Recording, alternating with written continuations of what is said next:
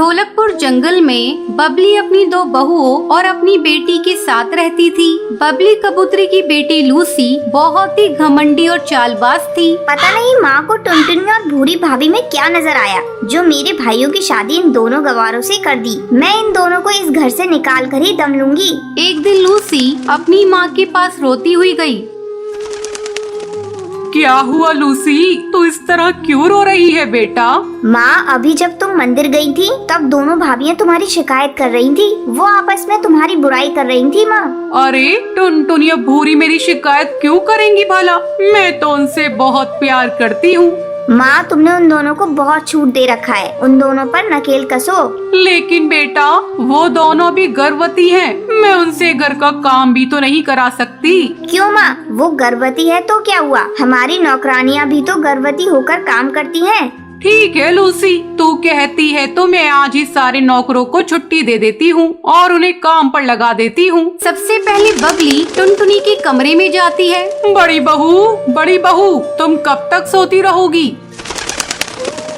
क्यों, क्या हुआ माँ जी? आप इतनी सुबह सुबह मुझे क्यों जगा रही हैं? देखो, आज से तुम और भूरी बहू दोनों मिलकर घर का काम करोगी। क्यों माँ जी, नौकरानी कहाँ गई? आज से मैंने नौकरानियों को छुट्टी दे दी है। उन लोगों का मुंह ज्यादा खुल गया था। जरा से काम के लिए वो लोग बहुत पैसे मांग रही थी, इसलिए मैंने उन्हें छुट्टी दे दी। लेकिन माँ जी, हम लोग तो गर्भवती हैं। हम लोग घर का काम कैसे करेंगे? तभी वहाँ भूरी चिड़िया आती है। अच्छा हुआ भूरी बहू तुम खुद ही यहाँ आ गई। चलो तुम दोनों झाड़ू उठाओ, घर की साफ सफाई शुरू कर दो। लेकिन माँ जी, आज से पहले आपने इस तरह कभी भी हम लोगों से व्यवहार नहीं किया था। देखो बहू, मैंने जो कहा है वो करो। मेरा तुम लोगों ने असली रूप नहीं देखा। मैं बहुत गुस्से वाली हूँ। अगर मुझे गुस्सा आ गया तो मैं तुम दोनों की टांगे तोड़ दूंगी। चल भूरी, माँ जी से बहस करने का कोई फायदा नहीं। दोनों बहुएं काम में लग जाती हैं। ये सब देखकर लूसी बहुत ही खुश थी। इन दोनों की हालत देखकर मुझे बड़ा मजा आ रहा है। अगले दिन सुनो, तुम दोनों ये मटके पकड़ो और जाओ जाकर कुएं से पानी भर लाओ। लेकिन माँ जी, हम लोग ये पानी भरकर कैसे इतने भारी मटके को उठाएंगे? आपको तो पता है कि हम लोग गर्भवती हैं और ऐसी हालत में भारी सामान उठाने से डॉक्टर ने मना किया है। मैं कुछ नहीं जानती। अब तुम लोग जाओ और जाकर जल्दी पानी भरो। भूरी और टुनटुनी मटका लेकर जंगल के कुएं पर जाती है। जंगल की चिड़िया उन्हें देखकर कहती हैं, हे भगवान, ये बबली कैसी सास है। उसे अपनी बहुओं पर जरा भी दया नहीं आती। देखो तो, इन गर्भवती बहुओं को पानी लाने के लिए कुओं पर भेज दिया।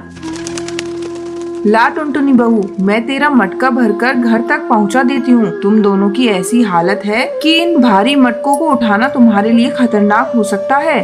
सुंदरी भूरी और टुनटुनी का पानी से भरा मटका उठाकर उन्हें घर पहुंचाती है। बबली, तू कैसी सास है? तुझे अपनी बहुओं पर जरा भी दया नहीं आती। उनकी ऐसी हालत में तू उनसे काम करवा रही है। ये बहुत गलत है। देख बबली, आगे से तूने अपने गर्भवती बहुओं पर अत्याचार किया तो मैं पंचायत में तेरी शिकायत कर दूंगी। सुंदरी बहन, मैं तुझसे माफी मांगती हूँ। मैं अपनी बेटी के बहकावे में आ गई थी। अब मैं अपनी बहुओं से कोई काम नहीं कराऊंगी। कुछ दिनों के बाद टुनटुनी और भूरी बच्चे को जन्म देती हैं। फिर सभी खुशी खुशी रहने लगते हैं।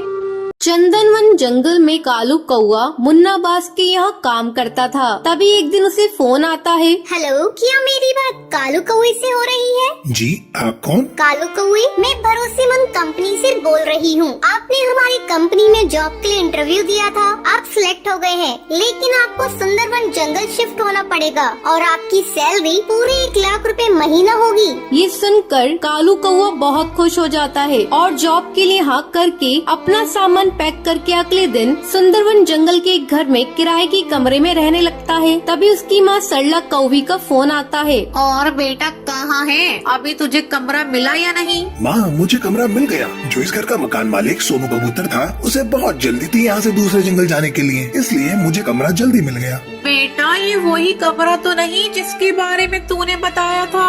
हाँ माँ, क्या हुआ? तुम इतनी परेशान क्यों हो गई? बेटा तू वहाँ से चला जा, उस घर में भूत प्रेत रहते हैं। मेरी पड़ोसन की बेटी सुंदरी वहीं पर रहती है, उसने बताया है मुझे। माँ तुम जानती हो मुझे इन भूत प्रेतों पर विश्वास नहीं है। चलो मुझे बहुत काम है, मैं रखता हूँ। ऐसे ही काफी दिन गुजर जाते हैं। अब रोजाना कालू कौवे के साथ अजीब अजीब हादसे होते थे। एक दिन उसे किसी चिड़िया के रोने की आवाज सुनाई देती है।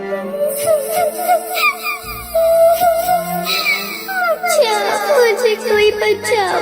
कालू कौवा उस आवाज को नजरअंदाज कर देता है। अगले दिन वो अपने पड़ोसी चीकू चिड़ा के पास जाता है। चीकू चिड़ा दरवाजा खोलता है। वो दिखने में बहुत ही अजीब सा था। चीकू चिड़ा, मुझे एक नौकरानी की जरूरत थी जो तुम्हारे यहाँ काम करने आती है। टूनी चिड़िया, तुम उसे मेरे घर में काम करने भेज दोगे? ये सुनकर वो उसके मुंह पर दरवाजा बंद कर देता है। अगले दिन कालू कौवे के घर टूनी चिड़िया आती है। जी आप कौन? मैं टूनी चिड़िया हूँ। चीकू चिड़ा ने आपके यहाँ काम पर भेजा है। मैं बहुत ही अच्छे से काम करती हूँ साहब, आपको शिकायत का मौका नहीं दूंगी। अब टूनी चिड़िया कालू कौवे के यहाँ काम करती थी। एक दिन काम करते वक्त टूनी चिड़िया की गर्दन जोर जोर से हिलने लगती है। ये क्या कर रही हो टूनी? कुछ नहीं साहब, आप बताइए आपको कुछ काम था? कालू कौवा इन सब हादसों से डर जाता है और वो घर में पूजा करने की सोचता है। अगले दिन वो पूजा की थाल लेकर पूजा कर रहा होता है। तभी टूनी चिड़िया अपने असली रूप में आ जाती है।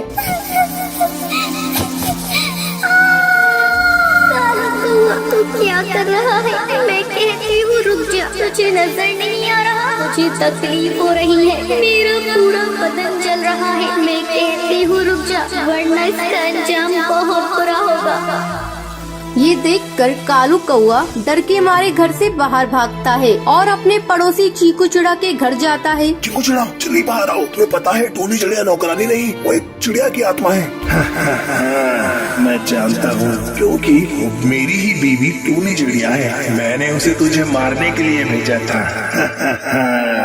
टूनी चिड़िया उड़ते हुए वहाँ पर आती है। उस घर में हमें मारा गया था। उस घर में जो आएगा वो बचेगा नहीं, हम उसे मार देंगे। अब तेरी बारी है कालू कौवा, तुझे कौन बचाएगा?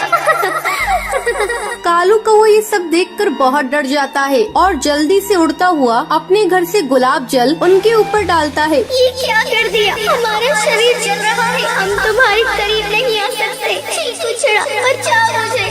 ये कहकर वो दोनों वहाँ से गायब हो जाते हैं। कालू कौवा उस घर में जादूगरनी को बुलवाकर उस घर से सारी आत्माओं को बाहर करवा देता है और खुशी खुशी इस घर में रहने लगता है। तो ये थी आज की कहानी। क्या आपको पता है कालू कौवे को नौकरी करने के लिए कौन सी कंपनी से कॉल आता है? अगर आपको पता है तो आप हमें कमेंट करके जरूर बताएं। अगर आपको ये वीडियो पसंद आई हो तो इसे लाइक और ऐसी कहानियाँ देखने के लिए मेरे चैनल को सब्सक्राइब करना ना भूलें।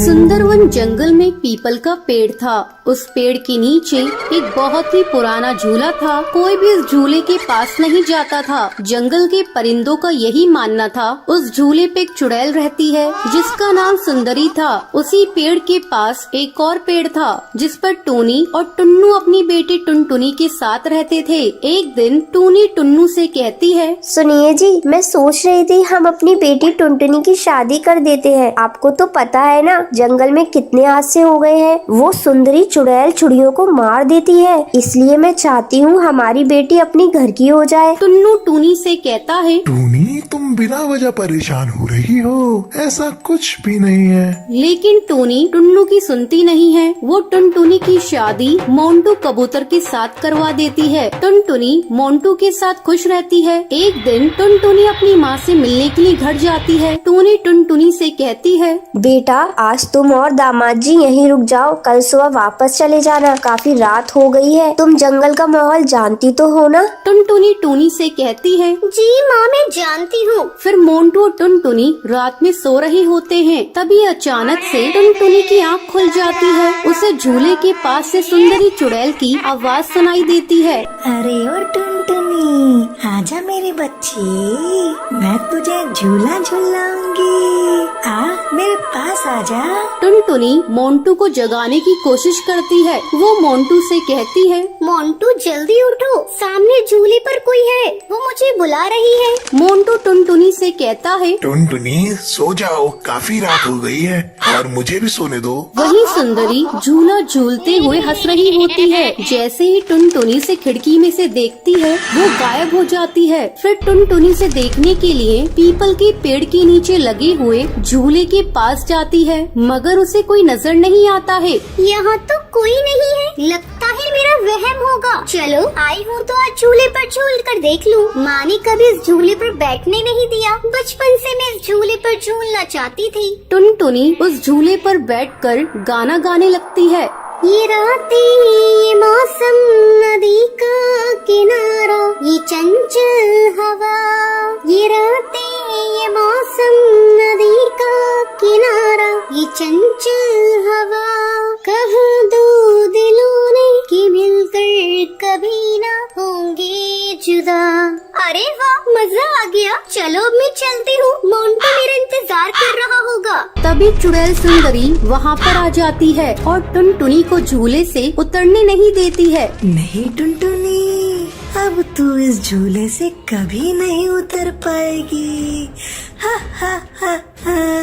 मैं तुझे मार दूंगी। तू भी मेरे साथ इसी पेड़ पर झूलती रहेगी, चुड़ैल बनकर।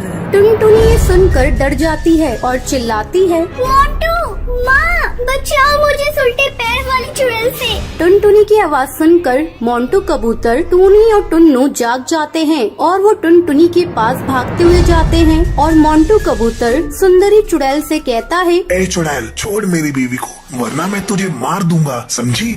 अपनी शक्ल कभी दोबारा आईने में देख नहीं पाएगी। सुंदरी मोंटू से कहती है, अच्छा तू मुझे मारेगा? हा हा हा। चल मार के दिखा, देखूं कितना दम है तेरे में। टुनटुनी चिल्ला रही होती है, मोंटू, माँ, बचाओ मुझे, ये मुझे मार देगी। जैसे ही चुड़ैल सुंदरी टुनटुनी को मारने वाली होती है, तभी मोंटू झूले की रस्सी को काट देता है, जिससे टुनटुनी झूले से नीचे गिर जाती है। टूनी टुनटुनी को पकड़ लेती है। तभी मोंटू झूले में आग लगा देता है। उसे झूले के साथ सुंदरी चुड़ैल भी जलने लगती है। मैं तुम दोनों को छोड़ूंगी नहीं, मैं बदला लेने के लिए वापस जरूर आऊंगी। ये कहकर वो जलकर राख हो जाती है। तो ये थी आज की कहानी कि आपको पता है सुंदरी चुड़ैल कहाँ पर रहती थी। अगर आपको पता है तो आप हमें कमेंट करके जरूर बताएं। अगर आपको ये वीडियो पसंद आई हो तो इसे लाइक और ऐसी कहानियाँ देखने के लिए मेरे चैनल को सब्सक्राइब करना ना भूलें।